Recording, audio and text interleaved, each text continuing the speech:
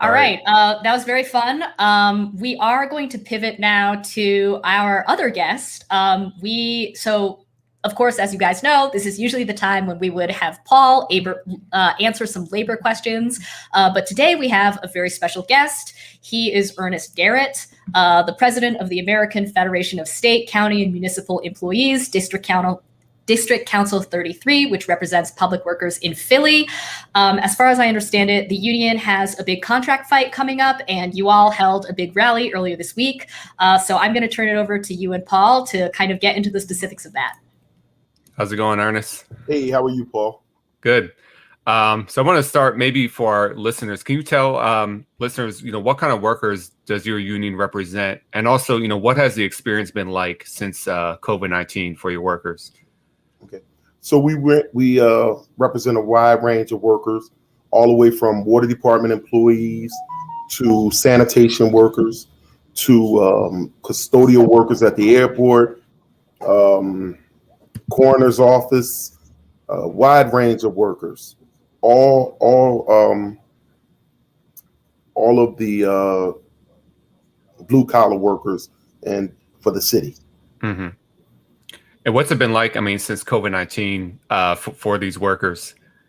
It's been rough. It's been real rough. I mean, we don't have the luxury to work from home. Right. We have, no one truly understood exactly the extent of how to protect yourself while working through a pandemic. So you can't social distance inside of a trash truck that's only 5 feet wide. Many of these guys recycled COVID over and over because there were no way to social distance. We have city workers. A lot of people think that the water department is just individuals that turn water on and turn water off. We have guys that have to go 40 feet down into a sewer inside that's filled with human waste and aerosolized fecal matter, which COVID is carried through, and with very little protection but a facial mask. And it's one way in and it's one way out.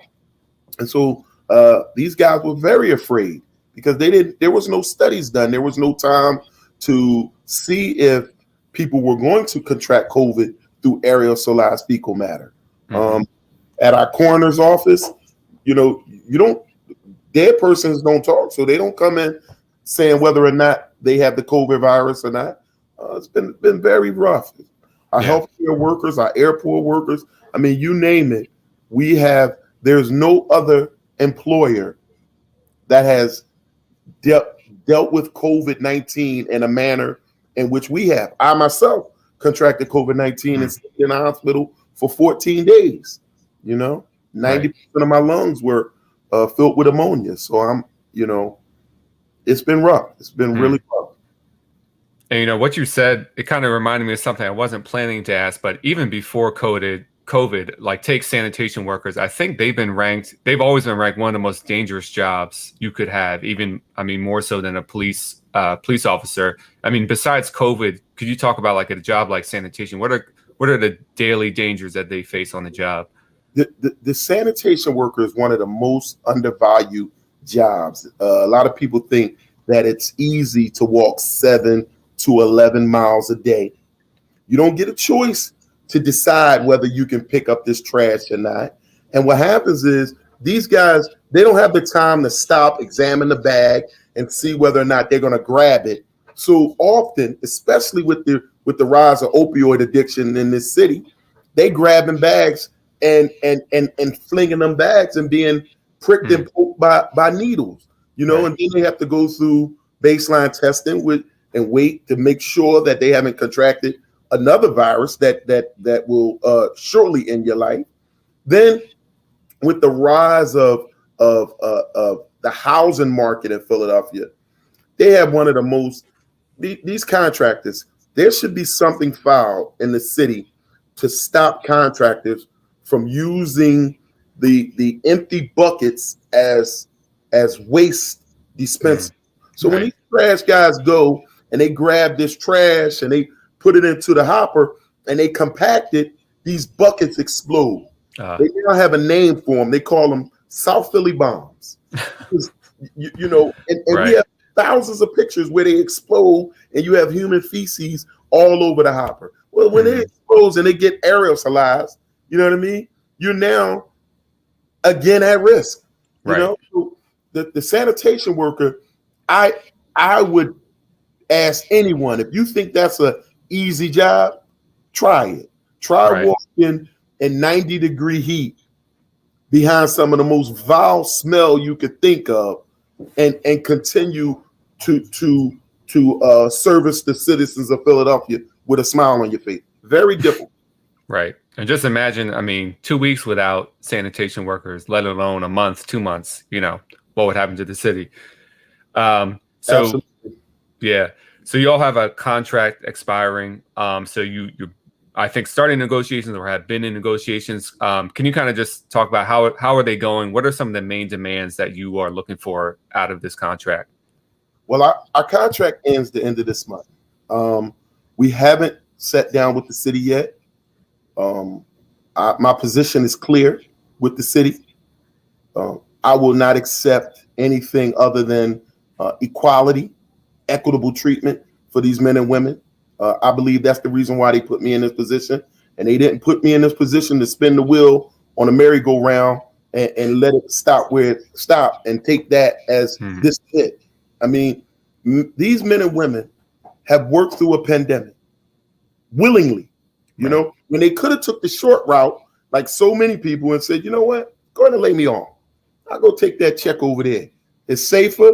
I don't have to worry about the pandemic. I could be in the comforts of my home, and I could add to that trash that these men got to go pick up.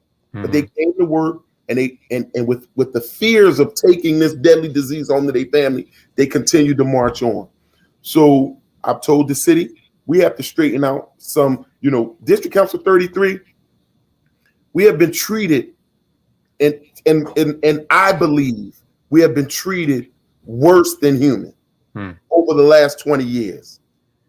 So we're asking for equitable treatment, an increase in health and welfare. We should be treated as the city's most valuable asset, right? But we're not. So I'm waiting for them to get back to me. Time is ticking. And it's a new rider on this horse. Right, that's right. You understand that? Well, they will soon. If they don't know now, they'll know soon. Go ahead. I was just going to tell you, Paul. I have nothing to lose, right? And I'm doing all this for them young guys like me that men and women decide, this is the line of work I want to be in. No one is forced to throw trash. It's a commitment that one makes to say, I'm a proud sanitation worker. It's the heritage behind being a sanitation worker, especially for Black people in this country. When they make a commitment, they also make a commitment to that I want to be able to raise my family. Right. I want to be able to send my sons to school. I'll do this today so my sons don't have to do this tomorrow, that they could go on to get higher education and be doctors and lawyers and things of that nature. So it's a commitment that these men and women make to do these jobs, for very little pay. Right. And I think the city should honor that and respect that and treat their most valued asset as something special and not something that you scraped off the bottom of your shoe. Right. And we bring it up a lot on this show, but I think a lot of people don't quite realize jobs like this, so good, stable union jobs. I mean, not just for Black workers, but I think especially for Black workers. I mean, it's like a critical lifeline. Like, how many families have been able to send someone to college because of a job like this, even if they didn't go to college? So people, I think, really need to realize that, if you talk about Black Lives Matter, I mean, one of the most important aspects of that are unions like your union. So, last Saturday, the union had a really great big rally. I think we have some pictures of it that we can show. Really great rally. And so almost exactly a year before this rally that we're showing on the screen, I think when I first actually met you, exactly a year ago, there was another rally around sanitation workers, hazard pay, and PPE. So what do you think changed in this last year to make this rally so much more bigger? Because the one from a year ago wasn't nearly as big as this. So what changed in the last year, do you think, to make the membership more unified and participate more, make this rally bigger? Well, I always say I'm a in the face type of guy, and I went out there and I look people in the face and I say, listen, the days of union leaders just accepting high paychecks and fancy cars and wanting to wear a fancy suit, they are over. They over. I want for you what I want for myself. But we a team. We a team. I'll be your voice, but I need you to be the body. I need you to be there with me, And I know that if you give people a belief in the union, then they'll fight for you. Wars for years have been fought over beliefs. And now I tell them, if you believe in this union, I'm ready to go to war to fight for your beliefs, So that's why, the people come out. We had an estimated 1,500, but we hope to have an estimated, if necessary, 10,000.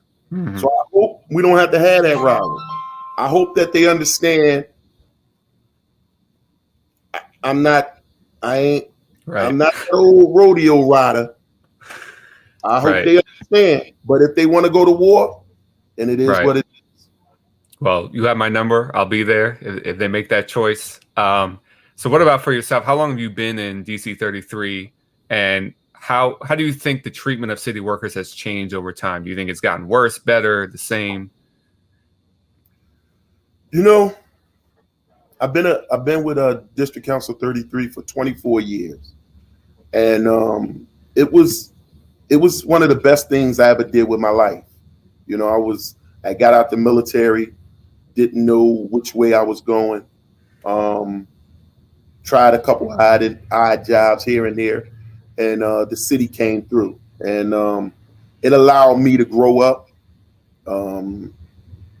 raised 3 wonderful sons. All have went on to graduate college, and my last one. And what saddens me is the pay hasn't increased.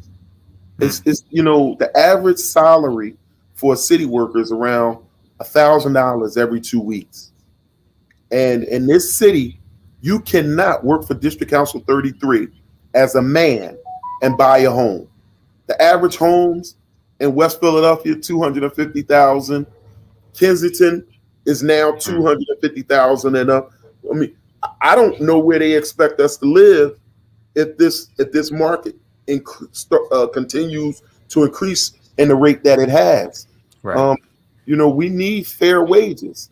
So, I'm not angry at the city. I think that some elected officials have to make the hard decision and stop wasting money or giving tax breaks to people that, whether they pay $100 or $1,000, it ain't going to affect their bottom line. Right. Give it to the people that need it. Give it to the people that make 35, 40,000, 50,000, that need help. Some of our people are homeless.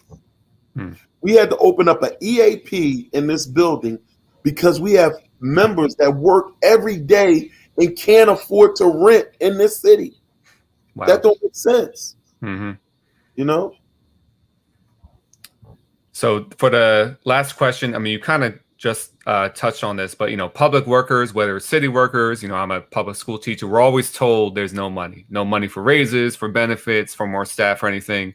So first of all, do you think that's true, that there's no money? And second of all, what should cities like Philadelphia do in the future, revenue wise, to make sure that they can pay their public workforce and for the, the services that you all provide in a sustainable way?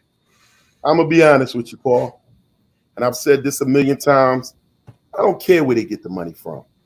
When the Philadelphia Eagles wanted to leave Philadelphia, they found a way to help them keep that money and build that stadium in South Philadelphia. Tasty Cake, one of those big employers, wanted to leave the city of Philadelphia. They found a way to help them and restructure their incentives and move them down South Philadelphia. Let me tell you something. They can find a way to do what they want to do. They'll find a way. If they want to do something that's that's going to move them up that political ladder, they'll find the money. I'll tell you something. These men and women find a way to get up every day and come to work. The school teachers, it's a disgrace that they have 3 librarians and the Philadelphia school district, the whole district, 3 librarians. You see what's going on in this city. You can't expect, if a child is going to school and they're not getting a proper education and they're not being reared right, the streets going to teach them. And if the streets become their father, you see we have kids that are committing murder at 14 and 15 years old. We have people that will go up to the prison to commit murder. They have to start educating in our youth first. Get them when they're young. Because once they get 16, 17, 18, they're not listening to them. They ain't listening to me. Their parents is probably at work trying to keep a roof over their head. So who else going to teach them? Right. You know, I always say to people, I mean, because what you just point out is kind of the crisis we're facing. And I always point out, you know, take the average youth in Philadelphia. So they're not funding the schools right. You know, it's less and less likely they'll be able to go to college or afford college. They're also cutting the trade school programs in the school. So now they can't, you know, even get like a good union job, or now they're going to start cutting sanitation jobs. So like, you really are trapping people. And like, what do you expect to come when you just keep cutting and cutting and cutting every option? What do you expect is going to happen next? I think that's just what you spoke to. Absolutely. I think the city would be better served if they stop fighting the unions and align themselves with the unions and see that, you know, our goal is to make sure everyone is treated equal. You know, we don't want to bankrupt the city. We just want to make sure that their workforce is staffed properly, that teachers are equipped with the tools that they need, that sanitation workers can work Monday through Friday and on the weekends take their kids to play baseball. So if you got time to spend with your kids, my mother used to always say, idle mind is a devil's workshop. She said, you know, kid ain't got nothing on his mind, he gonna start doing some foolishness. And believe me, I know about doing dumb shit. I've done a lot of it. You know what I mean? But you know, when you see better, you do better. You know, there should be more teachers in school that we should bring back home economics and shop class and some more activities after school. You got after school activities. They're not out there playing in the streets. They're about people that love them and want to get things right. So I think if the city want to get it right, these organizations that are doing this to be a school teacher and what they pay, you got to love what you're doing. Right. Because it's not like you're uneducated. You could have took your education and went another route and said, you know what, I don't want to deal with kids. That's a passion in what you guys do. You know, just like it's a passion to be a sanitation worker. You know, just because you throw trash don't mean you should be treated like trash. You know? It's a passion to say, I'm going to put on these coveralls and go 60 feet down in the sewer to unclog a sewer that's filled with everything, rats and everything, and it ain't nothing. You got to just sit there and let them rats run by your head. It takes a strong individual to do something like that. So I think if the city ever want to, you know, change what's going on across this country, they need to stop fighting the unions and get in line with the unions.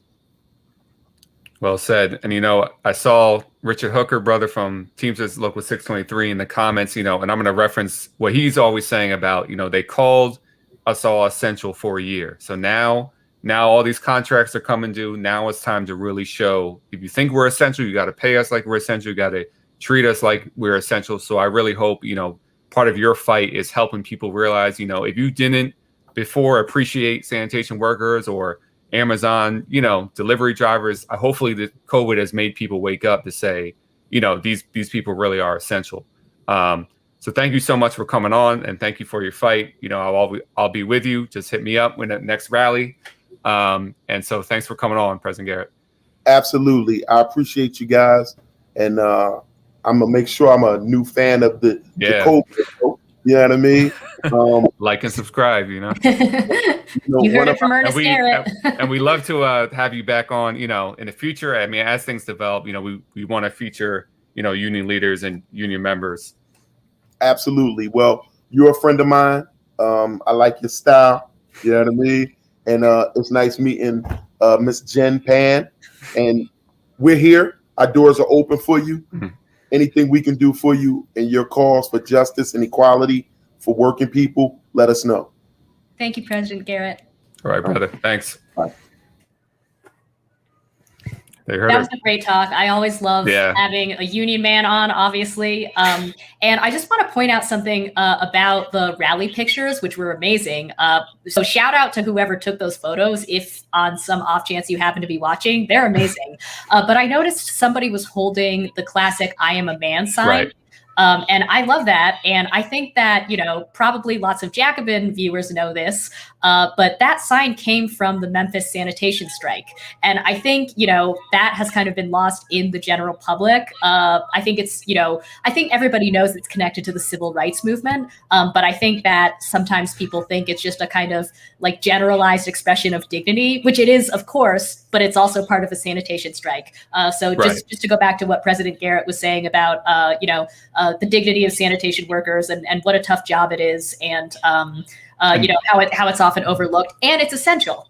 Right. And that strike, I mean, they were of course fighting over wages, benefits, but one of the things that triggered it was that 2 workers were killed in a trash truck, you know, and that kind of really galvanized the struggle. But yeah, Ernest is great. I mean, with these union people, you see why they're elected. You know, I would vote for Ernest. I would vote for Richard. So same. You know, you can see why, you know, they're where they are. Yeah, so Richard's here in the chat. Hey, Richard. Yep, you know, we're gonna have to bring him back on soon. Yeah. You know, it's gonna be a fun summer. He's supposed to be gearing up for his presidential campaign, of course, so he shouldn't be wasting time in the Jacobin chat. But good to see you. He's probably asking for some donations in the chat. You know, getting his war chest built up. Yeah. But I heard, I don't know, Ernest Garrett might be his running mate. So there you go. I mean, I'd vote that ticket for sure. All right. Well, that was a great show. Loved having Matt on. You know, he's a great commentator as always. He of course also recommended that you all get a subscription to Jacobin. So take it from Matt Crispin, Ernest Garrett. Good luck in the upcoming contract negotiations and any future rallies. We definitely will be following that. Paul, any last Labor Paul comments or? Well, there's still time. Again, submit questions. I will try to answer more next time. And again, keep a lookout. There's a lot of contracts that are expiring in general. So any way you can go out to support a local union picket, do so. I think this summer is going to be full of a lot of labor action, I hope. Likewise. And I also want to point out, actually, that next week's show, I think, is going to be great. We're having Cedric Johnson on. You guys probably all know and love him. If not, go check out his work in Jacobin and Non-Site and elsewhere. That's going to be a really good talk. So I guess on that note, thanks for watching, and we will see you next week. All right. Good night, everyone. Go Sixers.